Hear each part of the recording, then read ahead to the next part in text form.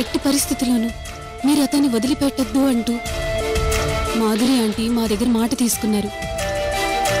గతంలో నేను చెడ్డదాన్ని అనే కదా దాని అర్థం.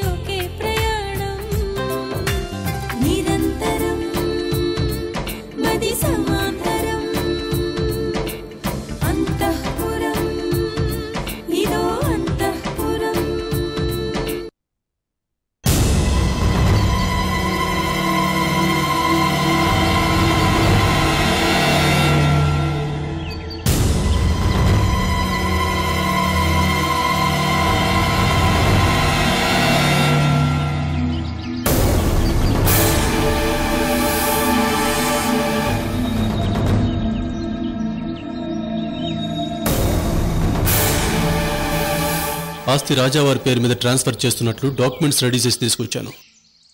అవి నీకు ఇద్దామని ఇక్కడికి రమ్మన్నాను. I see. డాక్యుమెంట్స్ ఏవి? కార్లో ఉన్నాయి. Just a minute.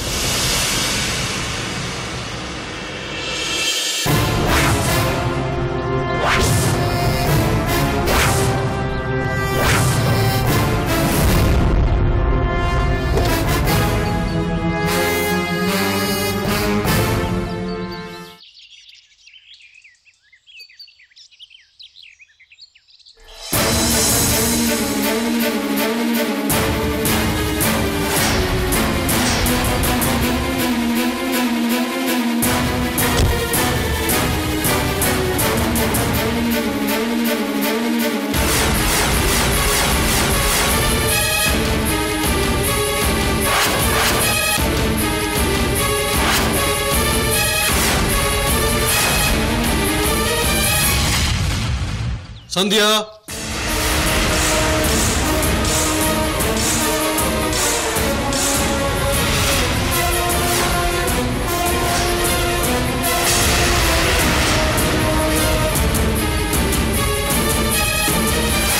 ఇలా రా.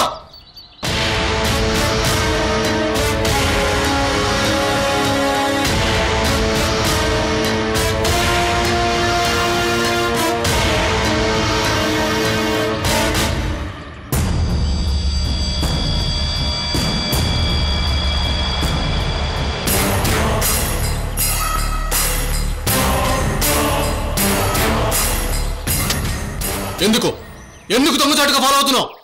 నా మొగుడు వెలుగు పెడుతున్న చాటుమాటి వ్యవహారాలు తెలుసుకుందామని. ఎంతసేపు మొగుడు అనుమానించలేనా? అనుమానించేలా ప్రవర్తిస్తుంటే ఏం చేయమంటారు? ఇలా దొంగచాటుగా ఫాలో అవుతావా? ఓపెన్ గా అడుగు, ఓపెన్ గా మాట్లాడు. అంతే, నేను అడగాల్సిందే. విషయం చెప్పమంటూ నేను నీ వెంట పడాల్సిందే. నీకు నువ్వుగా ఓపెన్ గా మాట్లాడవు, ఓపెన్ గా నాకేదో చెప్పవు. అంతేనా? అంతేనా? Of course. అనుమానం వచ్చింది నీకు, క్లారిఫై చేసుకోవాల్సింది నువ్వు.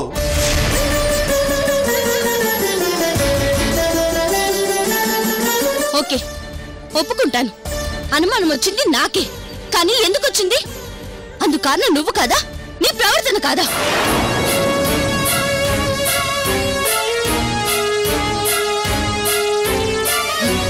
ఓకే, ఓపెన్ గా అడగమన్నావు కదా, అడుగుతున్నాను. సమాధానం చెప్పకుండా అలా తల తిప్పేసుకుంటావే. పెళ్ళామంటే అంత చులకనా? పెళ్ళామంటే ఇంత పనికిరాందా? సంధ్య గారు చూడు, ఇది మా మొగుడు పెళ్ళాల ఇష్యూ. నోరు మూసుకో, వినలేకపోతే చోరు మూసుకో. సంధ్య, అంత ఈగో పనికిరాదు సార్.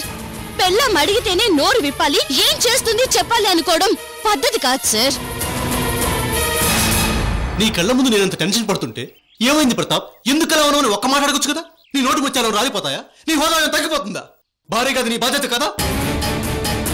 భార్యగా నా బాధ్యత ఏంటో గుర్తు చేసే ముందు భర్తగా నీ బాధ్యత ఏంటో తెలుసుకో. ఓకే, నేను చేసిన తప్పే ఒప్పుకుంటాను. మరి నువ్వు చేస్తుందేంటి?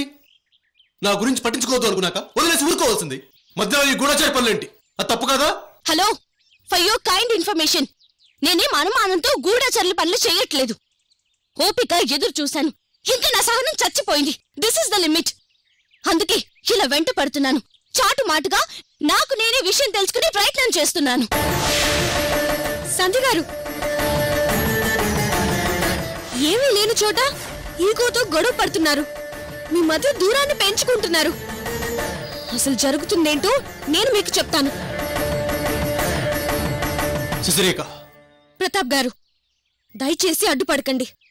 ఈ ప్రాబ్లం ఈ రోజుతో ఇక్కడితో క్లోజ్ అయిపోవాలి.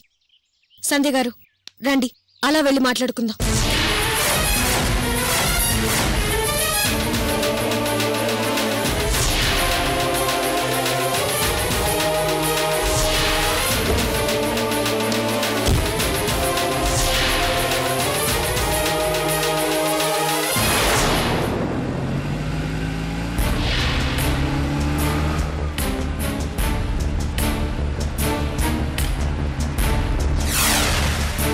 నువ్వు ఊబిలో లేవు. అతిగా ఆవేశపడి ఇప్పుడు ఊబిలోకి కూరుకుపోవాలనుకుంటున్నావు. నా మీద ఏమాత్రం నమ్మకం ఉన్నా వెంటనే హవేలీకి వెళ్ళిపో. ఇలాగే మంచిగా ఉండు.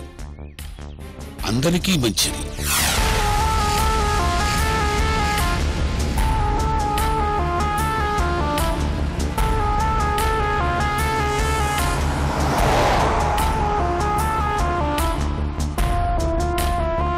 స్వామీజీ కూడా అందరిలాగే నా నుండి నిజాలు దాస్తున్నారు.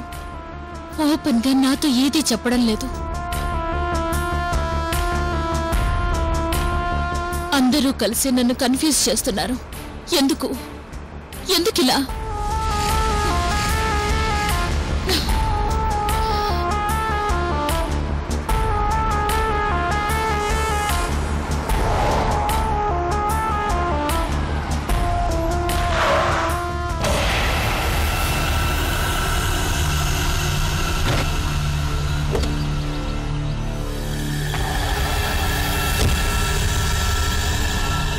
వెళ్ళను. నేను హవేలీకి తిరిగి వెళ్ళను. నా గతం ఏంటో నేనేంటో నిజాలు తెలుసుకునే వరకు నేను హవేలీకి వెళ్ళను. ఏమైనా కానీ నా కోసం అందరూ వెతుక్కొని ఏం పర్వాలేదు, కొంపలేమీ అంటుకుపోవు.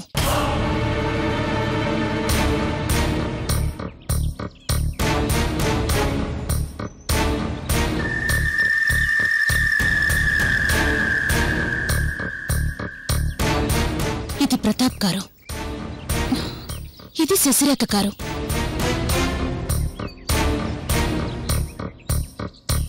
వీళ్ళిద్దరూ ఇక్కడేం చేస్తున్నారు? ఏమోలే, నాకెందుకు.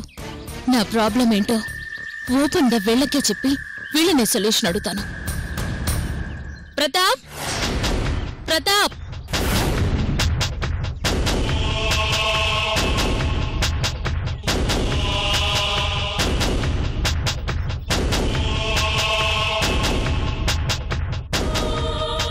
సంధ్య గారు, ఇన్ని రోజులు ప్రతాప్ గారు మీకు చెప్పకుండా దాచిన నిజాన్ని ఇప్పుడు నేను చెప్తాను. నాకు ప్రతాప్ గారికి మృణాల్ని కామన్ శత్రువు. అందుకే కలిసి ఆమె మీద పగ తీర్చుకుందామని ప్లాన్ వేశాం.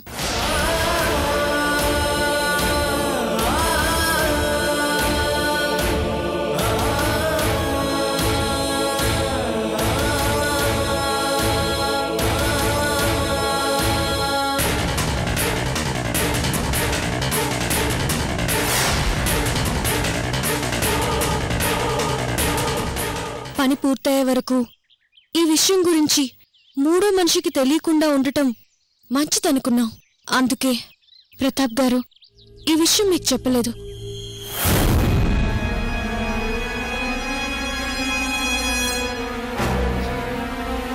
అదిగో అక్కడున్నారు. సంజయ్ కూడా ఉంది.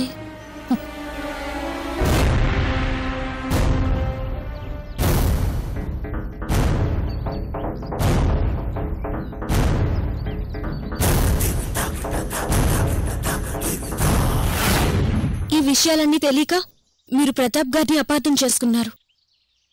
అనవసరంగా గొడవ పడ్డారు. చాలా బాధగా అనిపించింది.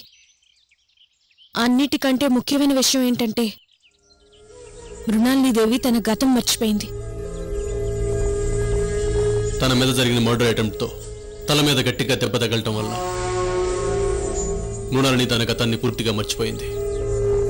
అలాంటి పరిస్థితుల్లో తారసపడ్డ మృణాలినీదేవిని నేను శశిరేఖ కలిసి పూర్తిగా మా కంట్రోల్లోకి తెచ్చుకున్నాం.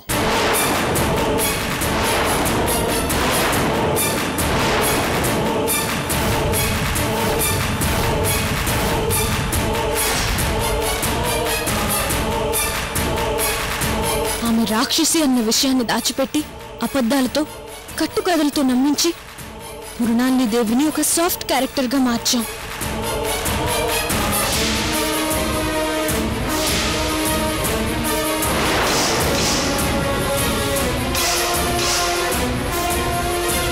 ఒక సౌమ్యురాలిగా, భర్తను గౌరవించే భార్యగా, కోడల్ని ప్రేమించే అత్తగా, సవతిని అభిమానించే తోటి కోడలుగా ఇలా ఆమెని పూర్తిగా భిన్నంగా మార్చేశాం.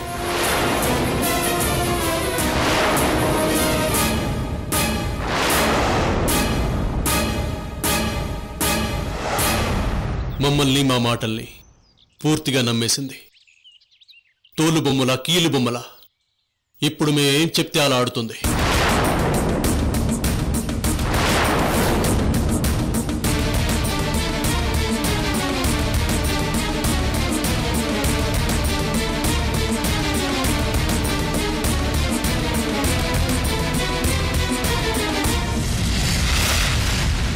సందీప్ని అడ్డం పెట్టుకొని మృణాల్ని రెచ్చిపోయేది. సందీప్ మృణాల్ని దేవిల మధ్య దూరం పెంచి వాళ్ళని విడగొడితే గాని లాభం లేదనుకున్నాం. పెద్దమ్మా, ఇది నీ కొడుకు సందీప్ ఆడిన నాటకం. వీళ్ళిద్దరూ కలిసి నిన్ను కిడ్నాప్ చేసి నీ చేత ఆస్తి రాయించుకోవడానికి ప్లాన్ వేశారు. లేదమ్మా, లేదమ్మా, లేదు, నాకేం తెలీదు, అంతా అబద్ధం అమ్మా.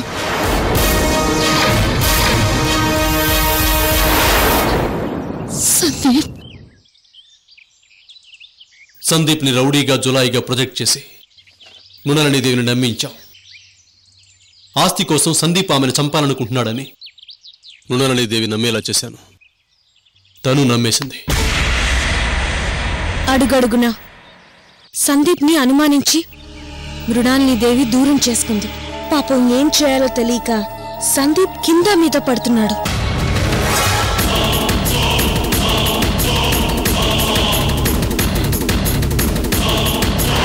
అమ్మా, నేనంటే నీకు ప్రాణం. మన మధ్య చిచ్చు రేపి దూరం చేస్తున్నారు. నా మీద లేనిపోని చాడీలు చెప్తున్నారమ్మా. నువ్వు నమ్మేస్తున్నావు. పూర్తిగా నువ్వు వాళ్ళ గ్రిప్లోకి వెళ్ళిపోతున్నావు. నువ్వు ఏం చెప్పినా గుడ్డిగా నమ్మి నిన్నే ఫాలో అయ్యే నీ కొడుకుని ఇప్పుడెందుకు అనుమానిస్తున్నావు? ఎందుకు దూరం చేసుకుంటున్నావు?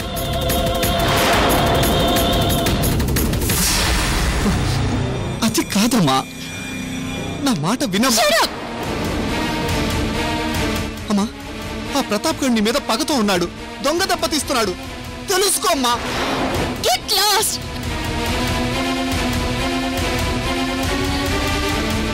నాన్న సందీప్,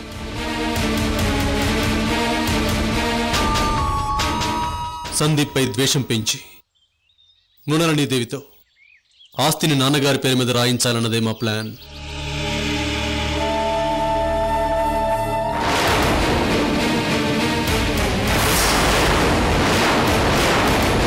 కూల్గా ఆలోచించు మృణాలిని.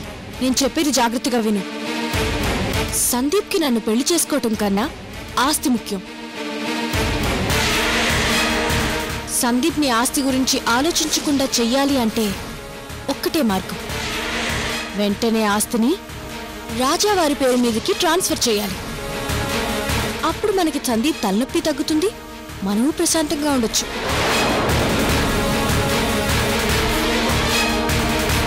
మృణాలినీదేవి మేం చెప్పినట్టల్లా వింటుంది. రేపో మాపో ఆ ఆస్తి ట్రాన్స్ఫర్ డాక్యుమెంట్స్ మీద సైన్ కూడా చేసేస్తుంది.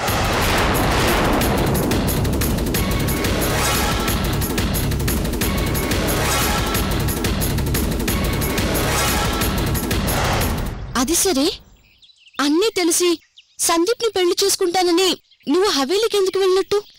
అదంతా నాటకం సంధ్య. మృణాలినీదేవి పక్కనే తోడుగా ఉంటూ నాటకం ఆడించడానికి ఆ ముసుగు అవసరమైంది, అంతే.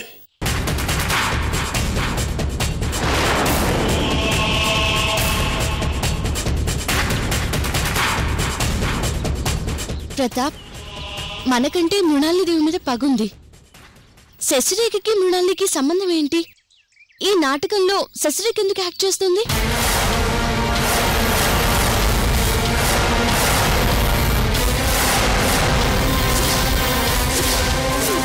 మృణాలిదేవి నీకు తల్లయ్యే అదృష్టాన్ని దూరం చేసింది.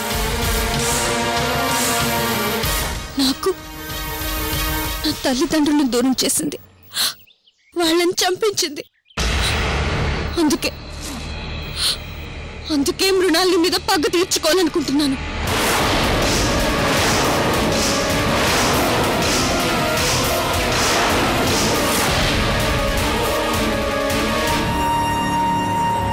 నేను చంపించానా?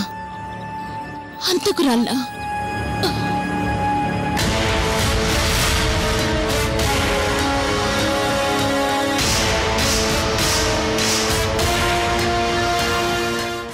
నిజానికి శశిరేఖ మృణాలినీదేవిని మర్డర్ చేయబోయింది. నేనే బలవంతంగా ఆపాను.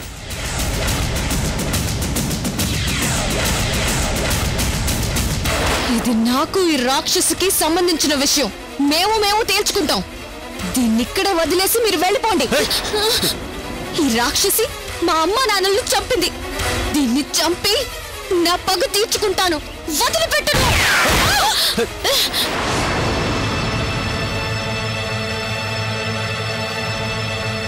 సో మేమిద్దరం కలిసి మృణాలినీదేవి మీద పగ తీర్చుకోవాలనుకున్నాం.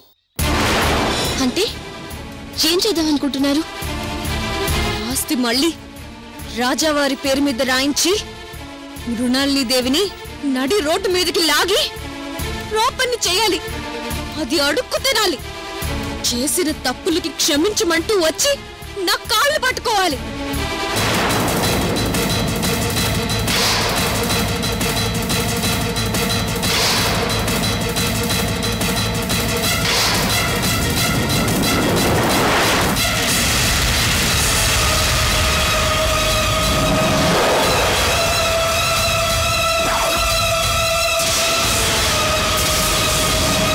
మృణాలినీదేవి రాక్షసి. ఆమెకి గతం గుర్తుకొస్తే చాలా కష్టం. ఊరుకోదు, ఎదురు దాడి చేస్తుంది. అది మర్చిపోకండి. ఇలా అడ్డుపడి వెనక్కి లాగుతారని మా ప్లాన్ గురించి ఎవరికి చెప్పలేదు. అది కాదు ప్రతాప్. సంధ్య గారు, అన్నింటికీ తగ్గించే పులిబోన్లోకి కాలు పెట్టాము. భయపడేది లేదు, వెనక్కి తగ్గేది లేదు. మృణాలిని అంతం చూసి కాని వదలం.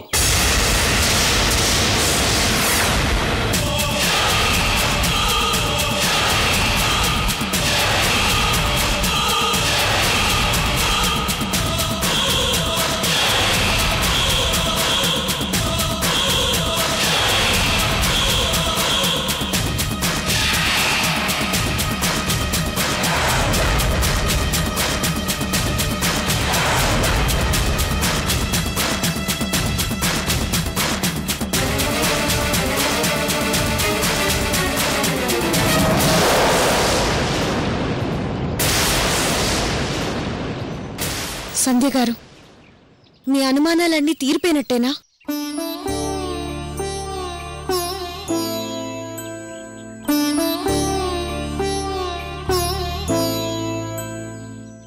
సారీ ప్రతాప్, ఇంకెప్పుడు ఇలా మూర్ఖంగా ప్రవర్తించను. నా తప్పు తెలుసుకున్నాను. లేదులే సంధ్య, ఇందులో నా తప్పు కూడా ఉంది. ముందే అన్ని విషయాలు నీకు ఓపెన్గా చెప్పేసి ఉండాల్సింది. నమ్మకం కోల్పోయాక భార్యాభర్తల మధ్య ఇంకా రిలేషన్కి అర్థం ఉండదు.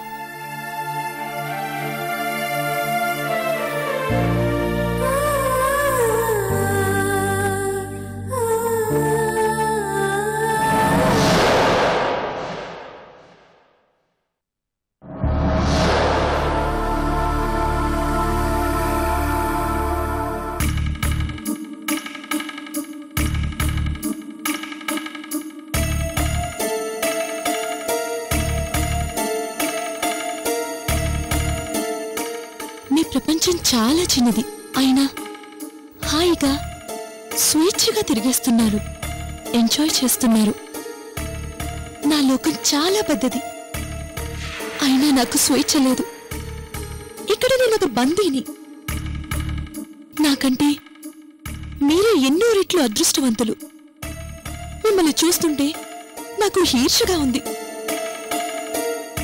హే, ఒక పని చేద్దామా? మన పొజిషన్ మార్చుకుందామా? నేను నువ్వైపోతాను, నువ్వు నేనైపో, సరేనా?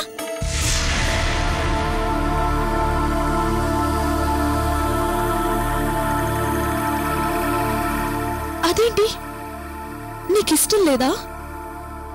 నా బ్రతుకంటే నీకు ఇష్టం లేదా? పోన్లే, కనీసం మీ ఆకలి తీర్చైనా పుణ్యం కట్టుకుంటాను. అలాగైనా వచ్చే జన్మలో స్వేచ్ఛగా తిరిగి చేపగా పుట్టొచ్చు. భాషా,